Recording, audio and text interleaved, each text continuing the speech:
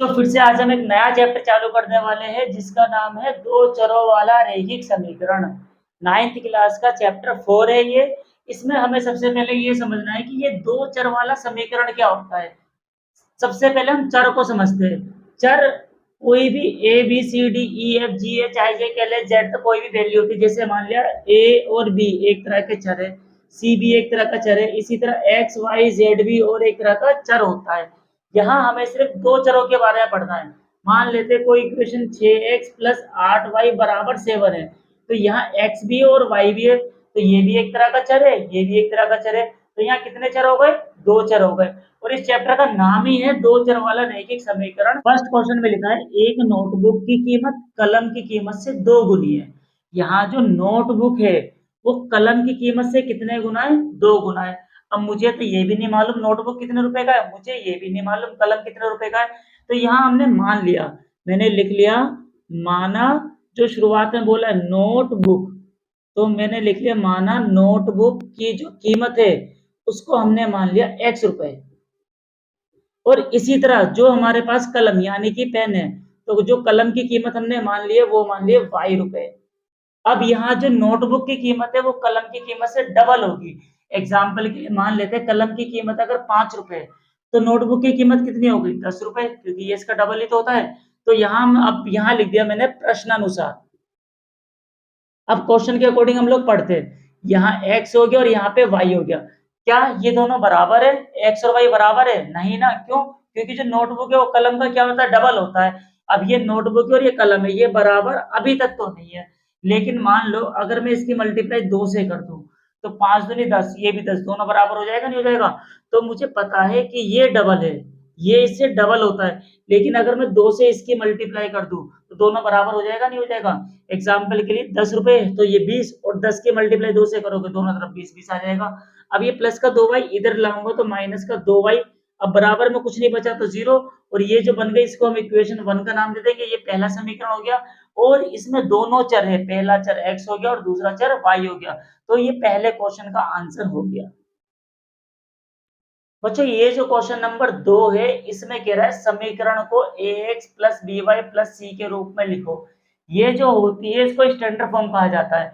अब इसने कहा नीचे लिखे जितने भी समीकरण है उसको इस फॉर्म में लिखना है, और इस फॉर्म में लिखने के बाद मुझे a b c की वैल्यू भी बतानी है। तो सबसे पहले थोड़ा सा बेसिक समझेंगे। ये दो चर वाला समीकरण तो है, लेकिन a हमेशा x के साथ वाला होता है, b y के साथ वाला होता है, और जो तीसरा होता है वो कांस्टेंट होता है, उसे c बोलते हैं। उसमें ना तो x नजर आएगा ना y नजर आएगा। अगर ये इक्वेशन में ऐसे लिख दूं 6y प्लस 2y बराबर 7, अगर मैं इसके अंदर तुमसे ये गलत हो गया, इसको x मान लेते हैं, इसको x मान लिया, मैं इसमें तुमसे a b c पूछूं तो a हमेशा x के साथ वाला आता है, b y के साथ वाला, और c वो होता है जिसमें ना x हो ना y हो। तो यहाँ तो y के साथ 6 है ना, तो यहाँ ये b माना जाएगा, ये वाला a माना जाएगा, और ये जो 7 है, 7 में ना x है ना y है, तो ये क्या माना जाएगा? c माना जाएगा। अब यहाँ जो कुछ क्वेश्चन दे रखे, मुझे इन सभी क्वेश्चन को इस फॉर्म में लिखना है, और लिखने के बाद a b c भी बताना है कितना होगा। तो इसका फर्स्ट क्वेश्चन देखते हैं। फर्स्ट क्वेश्चन लगभग मुझे इसकी तरह ही नजर आ रहा है, लेकिन इसमें इक्वल टू 0 होता है, इसमें 0 नहीं आ रहा।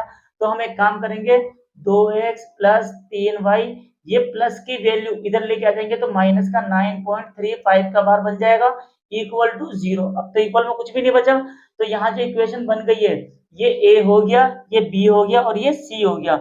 a हमेशा x के साथ वाला होगा, तो a की वैल्यू तो आ गई 2, b की वैल्यू आ गई 3, और जो c की वैल्यू वो हो गया माइनस का 9.35, माइनस लगाना जरूरी होगा। तो ये a हो गया, ये b हो गया, और ये वाला c हो गया। इस क्वेश्चन के अंदर अगर दूसरे वाले में हमें a b c बताना है, सबसे पहले ये इस फॉर्म में नजर तो आ रहा है, क्योंकि शुरुआत में x वाली है, फिर y वाली है, फिर बिना x y वाली इक्वल में 0। इस फॉर्म में नजर तो आ रहा है, लेकिन a b c क्या है? यहाँ कुछ नहीं है तो 1 मानेंगे, यहाँ कुछ नहीं है तो 1 मानेंगे। अब x के आगे जो होता है उसको a मानते हैं। यहाँ x के आगे कुछ नहीं था तो 1 माना, तो a बराबर कितना हो गया? 1। यहाँ b किसको मानेंगे? देखो y को छोड़ के ये जो होता है ये सारा क्या कहलाता है? b कहलाता है। अगर मैं y ना लिखूं तो माइनस का 1/5 बचा या नहीं बचा, इसी को b माना जाएगा। और ये जो लास्ट वाला है, लास्ट वाले को c माना जाएगा, वो भी माइनस का। अब इसमें a b c बताना है। सबसे पहले 6 को इधर ले आएंगे, 2x प्लस 3y माइनस 6 बराबर 0। अब सारी वैल्यू इधर आ चुकी है, तो ये ए होगा, ये बी होगा, ये सी होगा। तो ए बराबर हो गया -2, बी बराबर हो गया 3 और सी बराबर हो गया -6। अब चौथा जो क्वेश्चन है एक्स वाला है, वाई वाला है, लेकिन जो तीसरा कांस्टेंट होता है वो नहीं है ना, तो पहले सबको इधर ले आओ। अगर इधर लाता हूँ x माइनस 3y प्लस 0 बराबर 0 कर दिया मैंने, प्लस का 3y इधर लेके आया माइनस, और जो तीसरा नंबर नहीं था उसको 0 मान लिया। यहाँ कुछ नहीं है तो 1 मान लेंगे, तो a बराबर तो 1 हुआ, b बराबर -3 हुआ, और c इसके अंदर कुछ नहीं था तो उसको 0 मान लेंगे। इस वाले में देखेंगे x वाला है, y वाला है, लेकिन c तो है ही नहीं ना, तो माइनस का 5 पहले तो इधर लिया, 2x प्लस का 5y प्लस में 0 बराबर 0। तो ये a, ये b, ये c हो गया। तो a की वैल्यू है 2, b की वैल्यू है 5 और c की वैल्यू है 0। अब यहाँ देखते हैं, यहाँ x वाला तो है लेकिन y वाला नहीं है ना दूर से दूर तक, तो हम यहाँ पे लिख देंगे 3x प्लस में 0y, क्योंकि यहाँ पे y वाला था ही नहीं, और प्लस 2 की जगह 2 लिख दिया बराबर 0। तो a बराबर कितना हुआ भाई, a तो 3 के बराबर, b हो गया 0 के बराबर और c हो गया 2 के बराबर। अब ये वाला निकालते हैं, इसके अंदर y तो है, x वाला है ही नहीं, तो x वाला नहीं है तो 0x प्लस में y तो दे रखा है, तो y को y रहने देंगे और माइनस का 2 बराबर 0।